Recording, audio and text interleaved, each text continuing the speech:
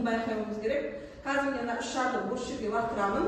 Әрқайсыңыз қолдарыңызбен жерге түсіре алмай осы шарды әуеге лақтырып тұруыңыз керек. Оның арасында бір рет қол шапалақтап бір айналамыз, 2 рет шапалақтап бұлай айналамыз, солай жасап тұрып шарды барынша жерге түсіруіміз керек. Бірімізге-біріміз сілтеп отырып осы шарды әуеге түсірмеуіміз керек.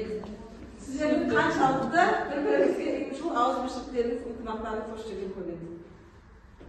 Ал, түсірмеңіздер шарды. Айналасыз, шапалақтаймыз,